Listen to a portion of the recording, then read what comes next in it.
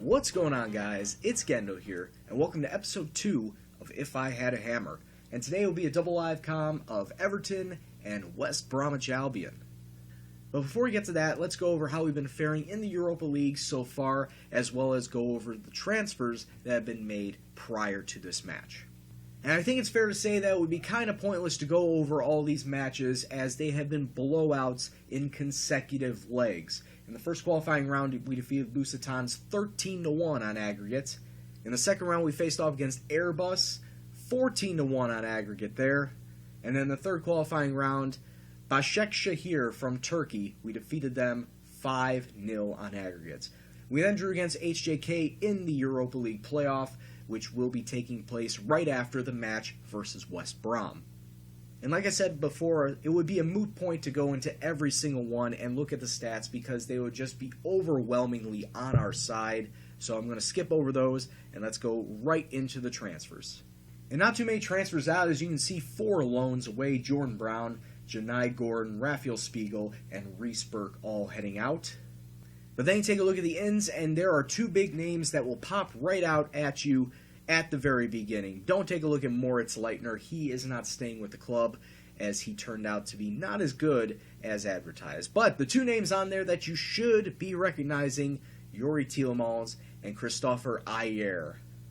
And this is definitely a man that needs no introduction. Youri Tielemans, the young 18-year-old Belgian, coming in on a season-long loan from Anderlecht, and he is a pretty good player overall. Just don't take a look at his physical skills or his area ability.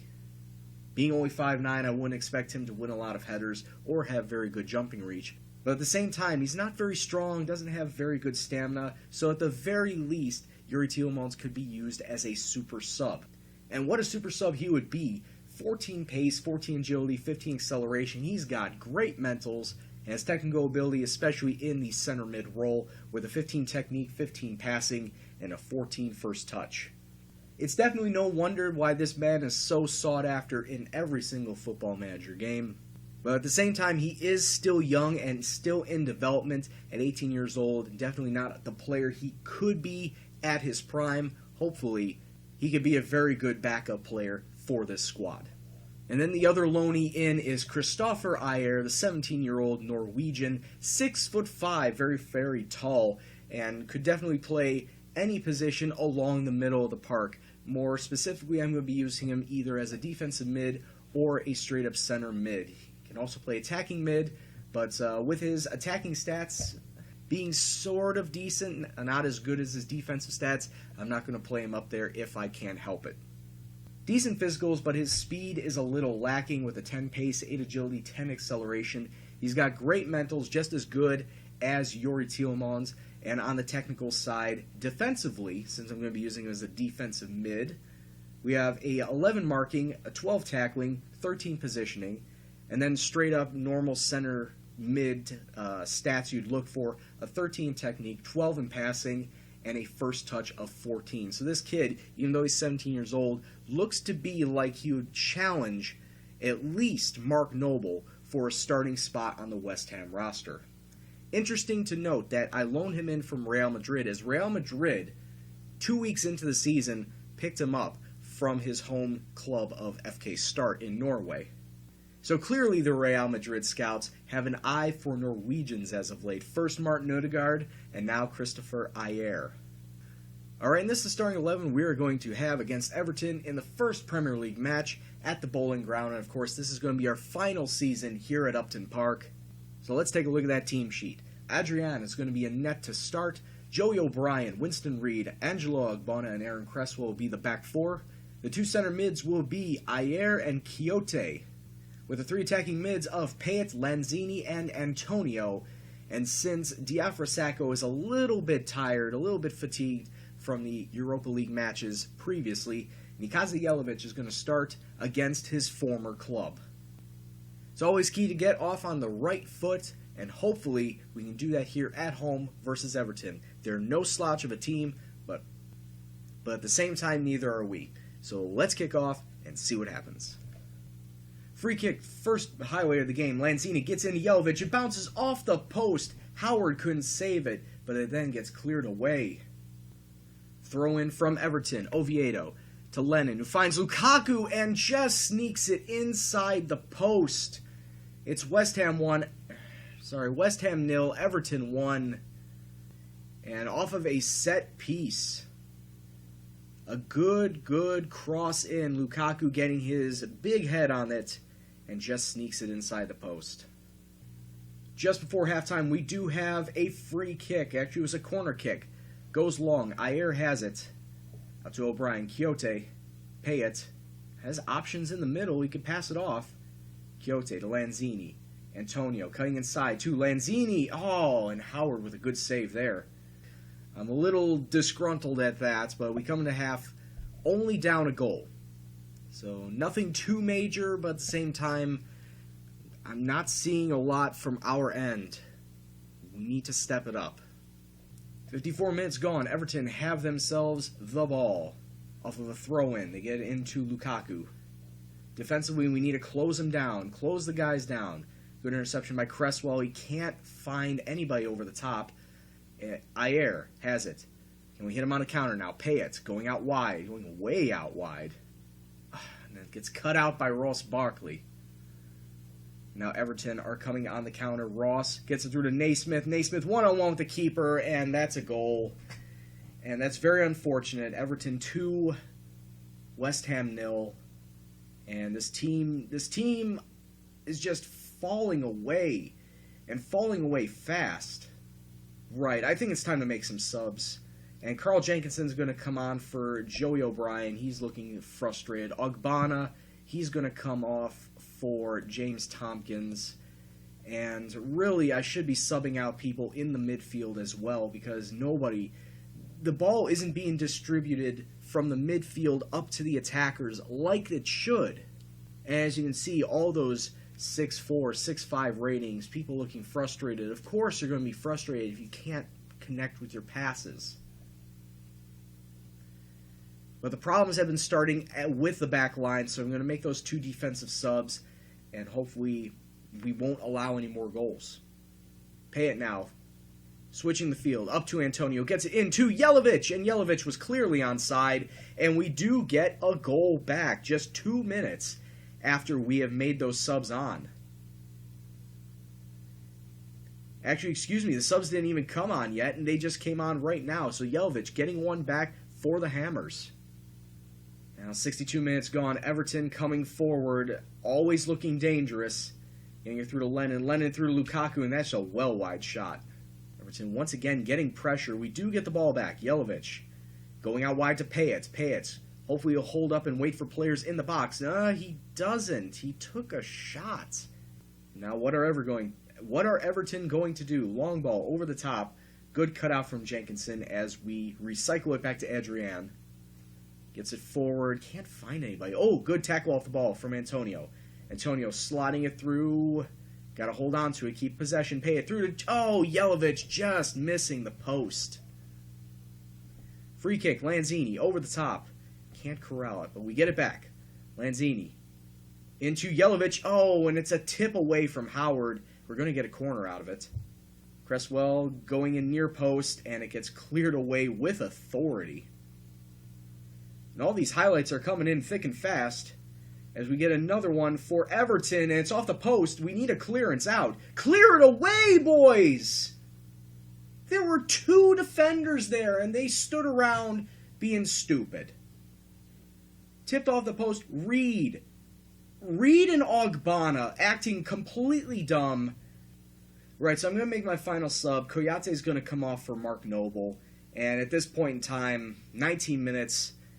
I don't see us getting 3 in 19 minutes. Maybe we can get 2 and pull back a draw, but this team is not showing any signs of life or any sort of will, sort of desire to get any goal-scoring opportunities. Goal kick to Howard, and Everton are once again on the warpath. We need to close these guys down. Jenkinson, good cutout there. Recycles it back to Adrian. He just needs a long kick. We need to go route 1. We need to get the long passing and keep possession while we're at it. Lanzini out to Payet. I aired. Lanzini way out to Jenkinson, coming way far up. Finds Jelavic. 2 minutes of stoppage time on the clock. We're just about to come up to the first one. Cresswell crossing it in. Nobody on the end of it. Payet getting one back, but at the same time, this match is over. It's West Ham 2, Everton 3, but with 1 minute of stoppage time left on the clock, there's just not enough time for us to come back with an equalizer. If this goal came about 10 minutes ago, I would have said, yeah, West Ham would have been back in it. But right now, with a minute left to go in this game, there's just no way that West Ham are going to come away with any sort of points. Tackled off the ball, and everybody's going to be content with playing it in the midfield, as with 10 seconds left to go, Everton still pushing forward. And the ref's going to blow his final whistle on the day, and West Ham are going to lose 2-3 to Everton at home to open up the Premier League. Not an ideal result, especially with how it was achieved. West Ham 15 shots, 6 of them on target. Everton 14 and 5, but they had the better finishing, of course, with 3 goals from those 5 that were on target. Honestly, the defense allowed too many one-on-one situations there to Lukaku, to Naismith. That Lennon one was a rather short angle. But at the same time, on the other end, there were too many contested shots for us. We weren't going one-on-one with the keeper like we should have. Even with that Dimitri Payet goal, he had to go around 2 defenders just to get that shot on a short angle. I'll worry on that for the next week, as our next match is against West Brom, where I'm hoping for a win. So don't go anywhere. We'll be right back with that. Right, now here's the second match of the day. West Brom versus West Ham at the Hawthorns, and I figured I'd switch up the formation a bit to try something new and hopefully turn our luck around versus West Brom. We're going to go with a 4-5-1 in a V formation, and it will be as follows. Darren Randolph is going to get the start in net on the day. Jenkinson, Tompkins, Ogbonna, and Cresswell will be the flat-back 4. Quixote, Obiang, and Noble will be the 3 midfielders. Lanzini and Payet will be the 2 wingers, and Diafra Sakho will make his season debut at striker. That Everton game was a bit of a letdown. Hopefully, facing off against a team like West Brom, we can come away with some points, hopefully a win. But let's kick off and see what happens. Free kick to us, Lanzini going far post, James Tompkins smacking it. That was either off the post or off the goalkeeper, but either way, it was a decent shot. Another free kick, Lanzini going in, but it gets headed away, and now West Brom are coming on the attack. Berahino cutting out from inside. Morrison, good tackle away from Ogbonna, but West Brom still have the ball. Jakob, good tackle away from Noble, getting it ahead to Sakho. Oh, come on. Now it's just a battle of the midfield. Nobody wants to keep possession. And we're just making some really bad passes. Just gifting West Brom the ball. This is going to be... sorry for the constant mishaps. But, oh, come on. This better not end in a goal. Morrison going wide to Berahino, and it's over the bar. Oof. And just like that, now West Brom getting all sorts of attacks. Good tackle away from Jenkinson. Hold on to the ball. Keep the possession. Long ball ahead to Sakho, being mugged off by a couple of people. Koyate. Obiang. Koyate. Oh, trying to find a through ball, but just can't. Noble to Obiang. It's just all tight in the middle. Gets it through to Payet. Payet was able to slot it through, and it's 1-0 to West Ham. Some good passing, ultimately finding Payet, and we get the lead. West Brom just completely bunching the middle of the park, but Noble able to find a decent through ball one time from Payet, and we get the lead. 35 minutes gone. Throw in from West Brom, a really long throw to get to the center of the park. But, oh, they are coming on to us now. Berahino trying to cut inside, but two men marking him really well. Cuts back inside again. Good save from Randolph. Oh, pick it up. Oh my God, Ogbonna with the own goal. They're giving it to Rondon. It looked like Ogbonna knocked it into his own net. How did Randolph not pick that up? Okay. And then decent save. That's not a shot from Rondon. That's an own goal from Ogbonna. The game mislabeled that, but either way, it's still utter crap as we have gifted them a goal. And we gifted them a second. What the hell is going on? Rondon with 2 technical goals, and now West Brom have taken the lead in what looks like fairly simple fashion. Our defense is all over the place. Why can't we mark anybody? 1 minute of stoppage time on the clock. Come on, Tompkins, hold it down. West Brom are just fucking running onto the ball like it's no problem. Good blocks away from the defense there, but West Brom are just on fire right now. But overall, this team, I don't know what it is, but they have just completely folded in the last 5 minutes, allowing 2 goals to West Brom. So something needs to change, and something needs to change fast. Time is just ebbing away, and this is really starting to annoy me. I'm going to have to bring on some subs. Joey O'Brien's coming on for Jenkinson as he hasn't played well whatsoever. Quixote is going to come off for Christopher Ayer. And Diafra Sacco's been shocking up front, so I'm going to bring on Jelavic for him. Free kick, Jelavic into Obiang. Out to Noble. There's still 9 minutes on the clock, plus stoppage time. Can we turn into something? O'Brien. Oh, the cross is blocked away, and now West Brom are coming on a counter. They are running and running fast. Lambert. Good cutout from Lanzini. Now we need to turn it into an attack of our own. Obiang can't control that. Lambert, one-on-one with the keeper. It's off the post. And the clown show continues for West Ham. 5 minutes left to go. Come down with it. Ayer. Wow. Over the top, and the defense is nowhere to be seen. Good save from Randolph. Everyone on West Ham thought that ball was going right back over the top, over West Brom's head. Instead, they turned it around on us, and we were nowhere to be found. Taking their sweet time with the corner. It goes in. Good save from Randolph, though. As the tale of the day is, defensively, we fell flat on our face for 5 minutes, and in that space of time allowed the 2 goals that would put West Brom ahead of us. And there is your final result, 2-1 in favor of West Brom. Absolutely unacceptable. 2 losses out of 2 matches. I felt this was a match that would have been a great rebound after the loss to Everton, but no, it's a second loss, and I'm at a loss for words. I really don't know what happened in this one. Defensively, there was just a brain fart collectively on that back line to let 2 goals in 3 minutes go by, especially the first one out of that, where it looked like Randolph had it, and then Ogbonna put it into his own net. That's not a goal for Rondon. That was an Ogbonna own goal. And it really pains me to see that loss. That's a really heartbreaking loss. But now we got our Europa League matches next, and I want to say when I come back next, we'll have a good run of matches. Europa League definitely, and then, you know what, we'll come back for Bournemouth and then the Capital One Cup.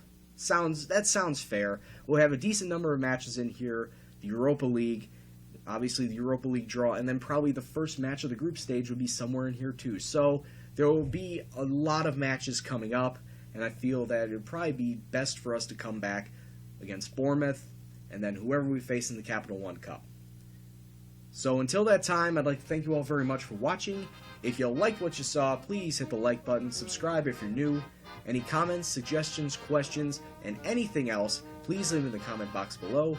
But as always, this is Gendo, and I'll see you in the next video. Take care, and peace out.